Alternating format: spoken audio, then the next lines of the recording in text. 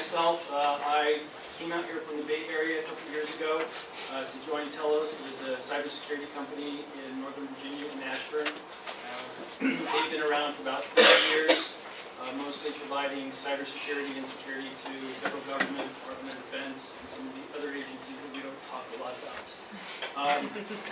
It was interesting, and why I found the opportunity interesting at Telos was they were a Washington-based company that was starting to experience something that wasn't natural, and that was through sequestration and how grants and proposals were being done. They realized that they needed to diversify and start moving in towards commercial markets.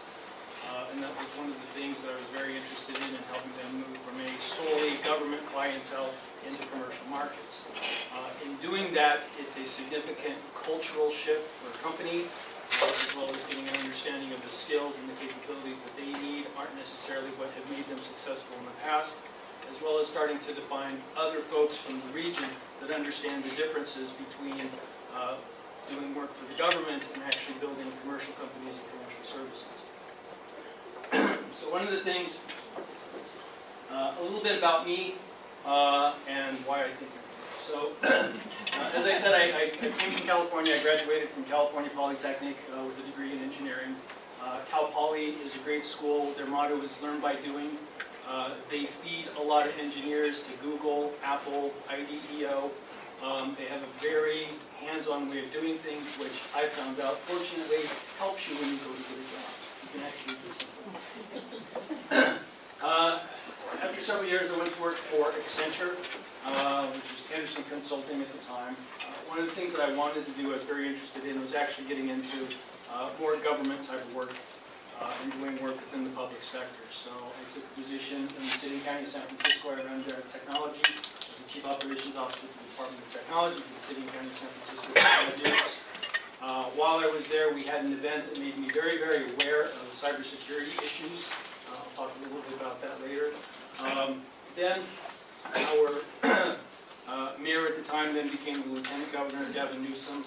My boss actually moved out to D.C. to become Deputy CTO for the White House, and I thought that might be a good time to expand my horizon, so I went to work for one of the national laboratories, Lawrence Livermore National Laboratories, where I was their CIO there in cyber operations.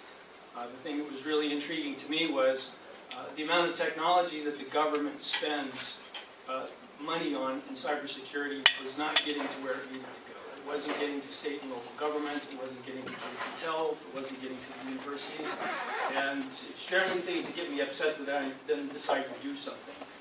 And seeing the chasm between what the government was spending in cybersecurity and these things, and actually seeing what net benefit it was having being very, very little, it interested me in actually getting involved in the government, working at the national laboratories to see what I could do to make changes.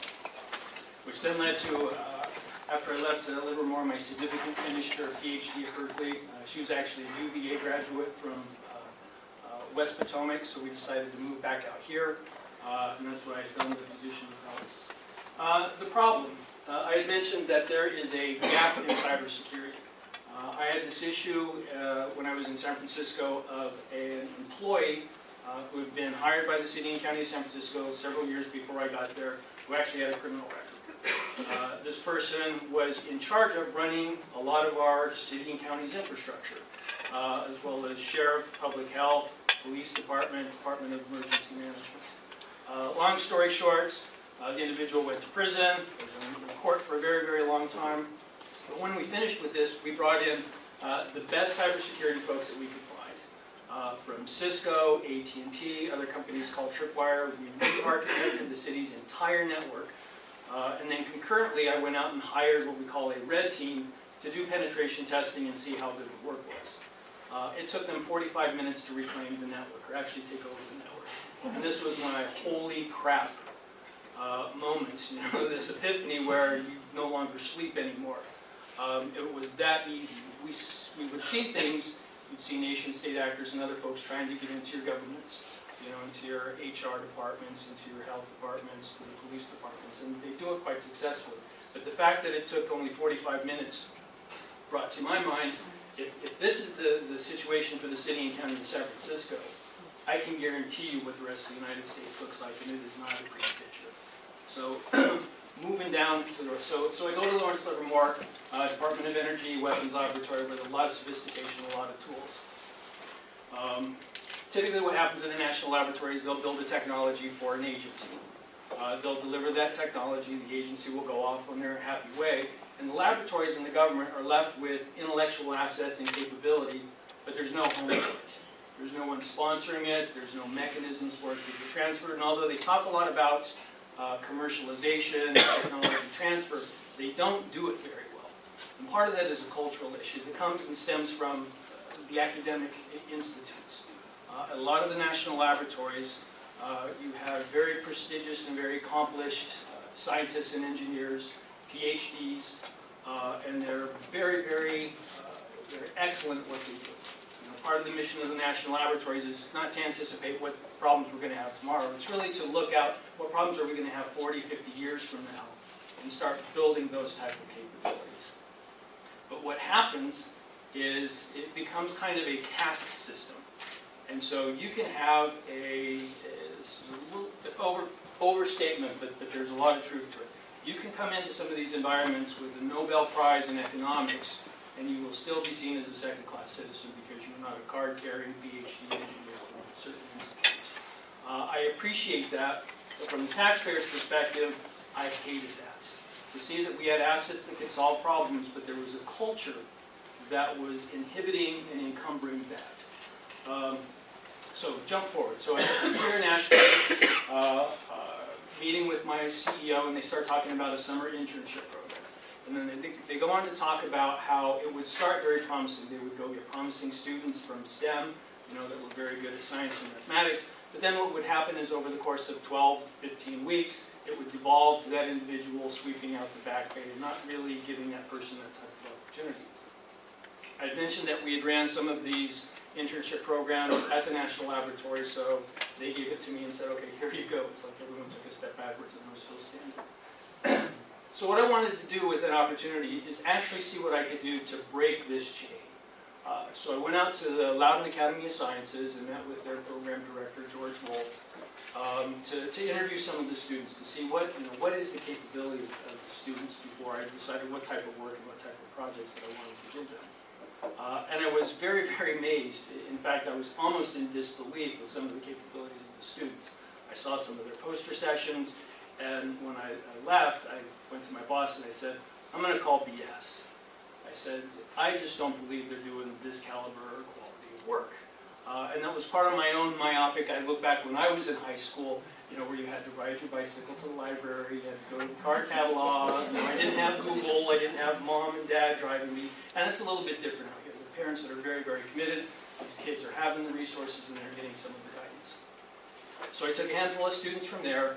I went to some of the other schools, high schools in Loudoun County, and got students that maybe weren't so advanced in mathematical modeling or weren't doing a lot of the science and chemistry stuff, but had a passion for robotics or computer science. So I brought these kids together, and I took two curriculums that were developed out of MIT, one by Eugene Fitzgerald on tech transfer and innovation, and another one by Bill Owlett, who was, up until recently, the director of the Martin Trust Center for Entrepreneurship at MIT.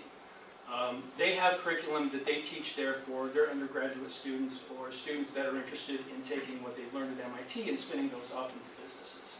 So I thought this would be a good opportunity to take that curriculum, take these students, and see if we could do a couple of things. One, grab students that we felt would be promising scientists and engineers that might go on to these paths to the national laboratories and give them a broader optic and broader exposure to business.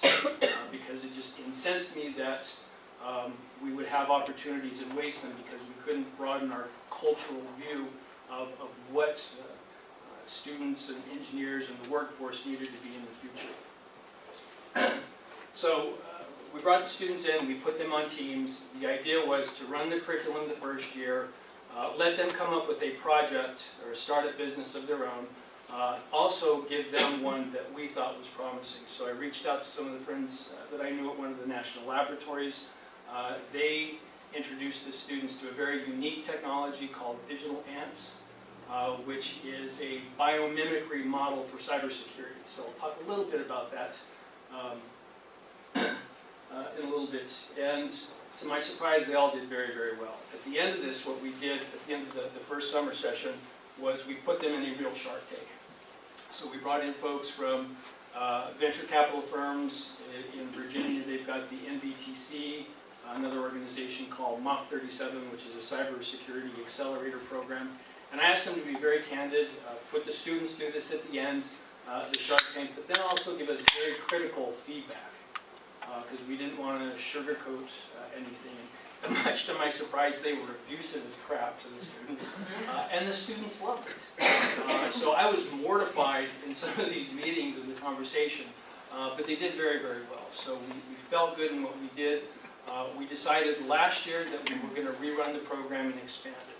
So we worked with the Department of Homeland Security, Science and Technology Directorate. We worked with the Department of Energy, and we identified 6 national laboratories and 10 technologies that were already developed and deployed at some of the other national laboratories that were candidates for commercialization. And so that's really where we took the program, and that's what we wanted to do. We also wanted to try bringing more of a, don't get mad at me, a Bay Area sense of business and entrepreneurship to this area. Not to be dismissive, but they are 2 very culturally different environments. I think we talk a lot about it in Washington, D.C. in the area, but I don't think we have enough to really understand what that means, what it means to the generation of kids that are coming out of school, and what their expectation is when they come to work, and what that work environment should look like, and how those companies should be structured. And so there's a lot of conversations and a lot of things that really need to get to the surface if we want to have that type of competitive view on things. And then the last thing, I'm not sure if any of you have read the book, The Rise of the Robots. It's by Tim Ford. It's a very interesting book, and it's something that I think is very important for teachers to understand, and even broader than that, is the advance of technology is having a significant impact on the displacement of certain types of workforce. It's accelerating with the cost of high-performance computing, machine learning, lots of other technologies that used to be an economic barrier to entry are no longer there. The acceleration of a lot of these technologies is going to have a significant impact. So mostly people thought it was just in agriculture and farming, but now with computation, like we mentioned with big data and machine learning, people in the professional services are potentially at risk. For those types of industries, if they don't transition or transform, actually will be obsoleted by a lot of the technologies that are very close. So the program that we did last year, I always divide the numbers. We took 15 student interns from Loudoun County and freshmen and sophomores from Virginia University. So we had students from UVA, James Madison, George Mason, and so those 3 for this year. We put them on startup venture teams, wanted to give them a cultural experience on what it was like to have their own technology and be responsible for commercializing a technology that already existed. So it wasn't a mythical thing, it was a real thing. Since we're a cybersecurity company, we wanted it relevant to cybersecurity. So we were looking at technologies from the national laboratories in malware detection, network mapping, Internet of Things, although it despised that term, industrial control security, supply chain security, and some other technologies. The other thing that was interesting is the company needed an education. So it wasn't enough to train the students on this process. The company needed to know how to start evaluating students. A lot of folks that aren't in academia do not know how to rank or score or create a rubric. And so some of the first things that we saw was just insanity on how folks were scoring things. 1/3 it was just poor, other third it was super high, and then the other third it was just, I don't know. And so we said, that's, we can teach them, but if we don't know how to evaluate this as a company, that's going to be very problematic for us. And then the plan was to get to this and actually then go to our board, or I would go to our board, present the technologies, present a commercialization plan for hopefully follow-up funding, or at least a green light to go forward with the national laboratory and try licensing patents of the technologies. I mentioned a little bit about that, help the national laboratories commercialize existing technologies. Like I said, it's part of their mission. They do it very poorly. It's not meant to be an overt criticism. It's just a fact. They don't do it well. They need more experience, hands-on doing this stuff, and they need to find champions that are willing to go outside of the culture to actually get this done. DHS and DOE did contribute to putting funds to where their scientists and engineers could work with the students, which was fantastic because all the students were getting some very advanced lectures from some of the scientists and engineers.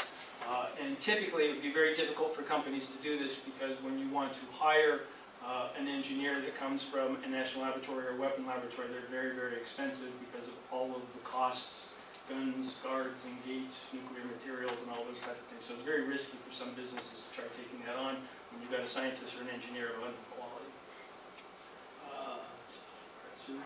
And again, the hope was, you know, as we do this over several years, we actually start to build a cadre of folks that come back and start businesses around here. So I was very fortunate going to school in San Luis Obispo. It's a very rich environment for doing that. So a lot of the students, when we get our engineering degrees, we wanted to live there, even though we weren't making a gazillion dollars there.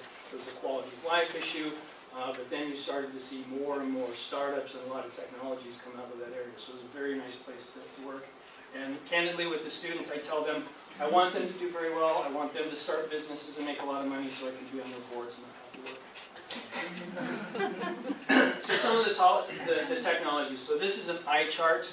I mentioned I'll get a list out after I scrub some of this stuff that the students worked on this past summer. One of them came from Idaho National Laboratory, Autonomous Intelligent Cyber Sensor Security System. The students transformed that technology into a home IoT malware detection tool, which could be very promising.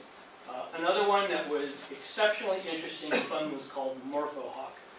This is another one that came out of Idaho National Laboratory, which had to do with polymorphic imagery and analysis. From a mathematic perspective, most of the folks that I worked with that had PhDs had no idea what the hell this guy was talking about, Dr. Michael Glazow. The students ate it up, and he enjoyed it, and now I know I've got some very strange kids that have some very strange skills in theoretical math. Security Seal was a technology out of Sandia National Laboratory that was actually used for nuclear materials protection. It was a way to make sure that things hadn't been moved, touched. The students looked at this and then found a way to apply this to the pharmaceutical industry for supply chain security.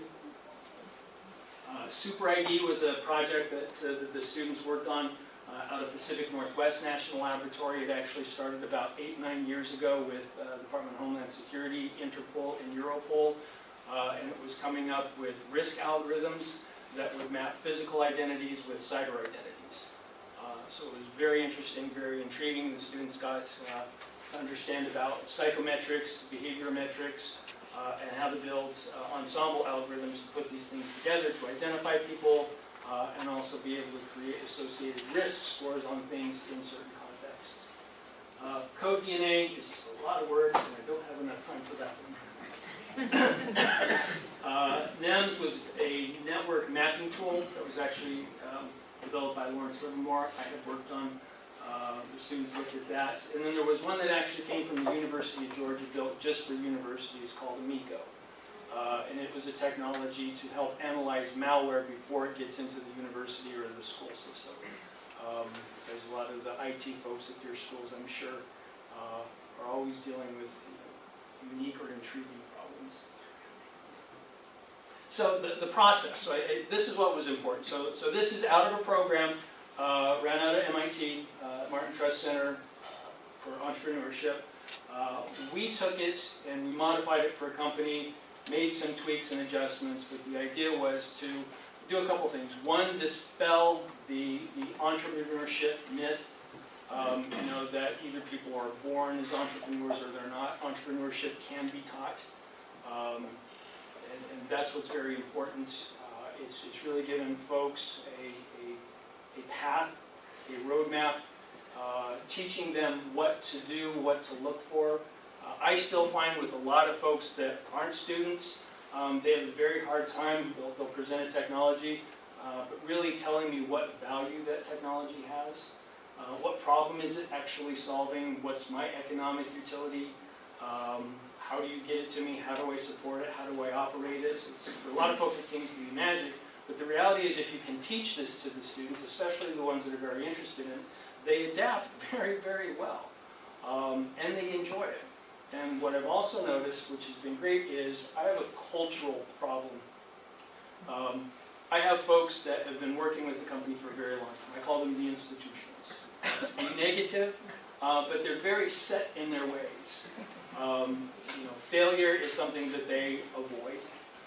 But if you're actually developing business, trying to commercialize a technology, you need to learn to fail, you need to learn to fail often, and you need to learn to fail fast. Not take it personally, realize that's getting you to a better solution faster. This is a very, very big difference that we're seeing. So the program itself is a 24-step, well, it sounds like a recovery program, which are 6 general themes. Who is your customer? What can you do for your customer? How does the customer acquire the product? How do you make money off of it? How do you design, build it, and how does this business scale? I still am adamant that it's very important for kids that are in STEM and other things to understand this optic. The sooner they understand that optic, I think the more success that they'll have. After we did this a couple of years, I felt my life would be significantly different if someone had broke this down for me this way. And I came from a very pure engineering school that did teach some business, but never really kind of put it into the type of perspective that you go, oh, this is what I'm really trying to do with this. And then what we did, so I mentioned that we started training our own folks in this process as well so that they could rate the students. So during the program, we actually, each week they give presentations to different boards. We brought in folks from the state of Virginia, we bring in folks from some of the Fortune 500 companies to answer questions, grill the students, and then we rank and measure them, and I actually convert that into like a stock score. So it's a competition for them, and my company understands stock and stock prices. So we've got, we have the themes that I mentioned. Each week and each day they have a specific piece of the curriculum that they're going through. So they actually have objectives and deliverables. They're ranked on it. They work as a team. And then our judges will listen to them and then score them on those elements. And then we aggregate it at the end of the week, and then there's a prize for that week. But the students are getting that real-time feedback on almost a daily basis, which is another big cultural difference. Most of my institutionals don't like that. But the students kind of expect that. They want that daily feedback. So this works really, really well. And like I said, we map this over the course of the curriculum. My significant has also developed software that actually helps us look at how the folks are scoring and if there's correlations between certain elements that are not getting done, and is that actually translating to the value of the company, which that feedback gives the students another optic that they enjoy. So the teams that we did this year, like I mentioned, were Livermore, Pacific Northwest National Laboratory, Sandia, Idaho National Laboratory. The students rebranded the technologies and called them their own. So they changed it to the companies or their products. One was Panacea, Safety Circuit, Eagle ID, and NeuroWare. And so at the end, we would do another Shark Tank with them at George Washington University, where we're partnering with this now. And they'd also have to give poster sessions and have folks and potential investors talk to them. But the one thing that was really, really fascinating this year, which the students picked up, I felt, I was hoping that they would pick up on it, and they did. And that was, even though they were 4 or 5 different companies, they realized that technologies that they were working on in their own companies actually would benefit by working with the technology from another company. So in one of the cases, we had a series of different technologies from different laboratories in different companies, and the students thought enough to bring this together to actually solve a problem and put all of these products into one product, which was really exceptional. I think we will actually probably be investing heavily in this as we go forward in the next year.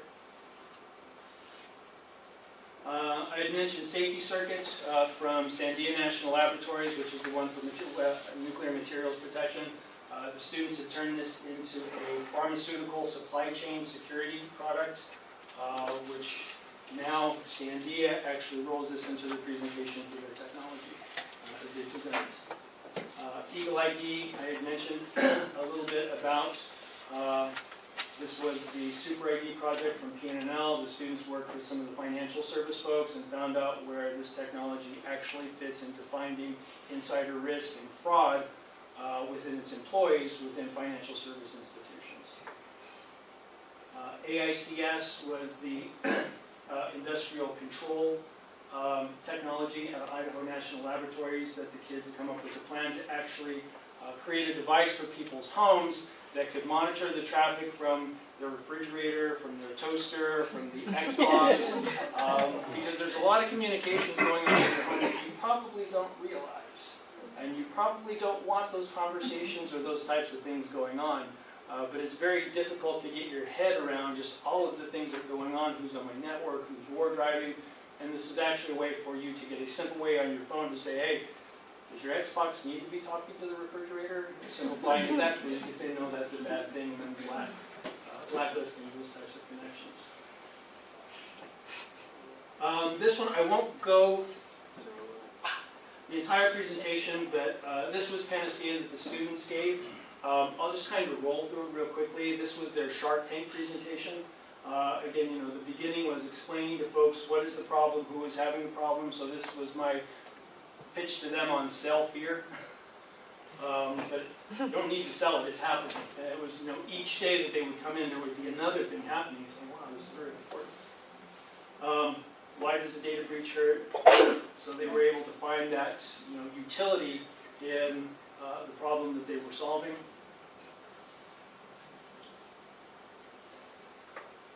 This just kind of explains the technology in the presentation. I don't have their notes, but part of this, what I'd like you to take from it is when these students came in, they knew absolutely nothing about cybersecurity. We kind of quizzed them to set a baseline. Their awareness of the issues of what was happening around them from a cybersecurity perspective was frightening. The things that they won't do. And I think they walked away with a much different perspective. So that's another thing that we're trying to fix as well. You know, we're not trying to be the field marshals on what you can or can't do, but I think it's very important for them to understand what's happening in the world of cybersecurity and data analytics and these other things. So I think they're showing how the bad guys were getting into your network. And so this was a series of technologies. So Automatics was the tool from Lawrence Livermore that actually monitors, does network mapping. So it does network mapping by two ways, active and passive monitoring, and it builds inferential databases on what it sees and what it hears and what it thinks. It's an extremely effective tool. The next piece was CyberSwarm, Amino, and Hyperion. These were from Oak Ridge National Laboratories and from Pacific Northwest National Laboratory. CyberSwarm was the digital ants technology that actually has come up with a paradigm for cybersecurity using biomimicry. So really what they have are agents, they call ants, that traverse your network, and they're looking for certain symptoms of things that are happening with your environment that might be indicative of malware or something else going on. What makes this unique and interesting is a lot of the malware detection stuff out there is signature-based. And that means you got to know that you have the disease before you can recognize the disease. And if you don't have a signature for that, you don't know you have the disease when you have the disease. So this is what this actually solves. So this is very interesting. It was very, very hard for folks that have been in this industry for a long time to understand this. But the students did several runs at it, did a very, very good job of understanding that. And then their Panacea solution, their combined solution, so they would identify what was on your network, they would deploy agents to monitor the stuff for symptoms, not signatures, and then if they did find something, what they did is, with something out of Sandia National Laboratory, created a deception network. And so really what this does is this spins up a virtual computer that looks like the one the bad guy's supposed to be in, and then it watches the bad guy knowing that he can't do any harm, so it actually learns what the bad guy's doing without letting him know. Because what happens is if you let the bad guy know that you know he's there, then he goes away and comes back. But if it's 5 versus 5 thing, but if you know that he doesn't know that you know that you're in good shape. This just to explain a little bit about methods, cyber swarm. So they're showing the bad activity on the network, unless something's happened. You have the symptom. Of course, there's my little ants. The ants start running around the network. When they recognize something, they'll leave a pheromone, like an ant does. And so as that thing emits, the other ants will go look for it and say, oh, this does look like a sick person. And then the algorithm, after a certain amount of time, says, we have something that doesn't work here, and they actually move the notification up to a sentinel, which then makes a decision on what to do. This was very interesting. So the other piece to the digital ants piece was starting to look at malware and things that were running on your network as genetic code. And actually capturing binaries and being able to look at something and see if it has a genetic ancestor to another malware. And so the students adapted to this very well and were actually able to do some of the work for us, which was exceptional. And Couscous was the deception network, where we would ship them off and watch what they did. They did a lot about defining who their customer was, making sure that was the problem, doing the market analysis, coming up with beachhead personas, who am I selling to, why, what is that value proposition, understanding the full life cycle use case of their product.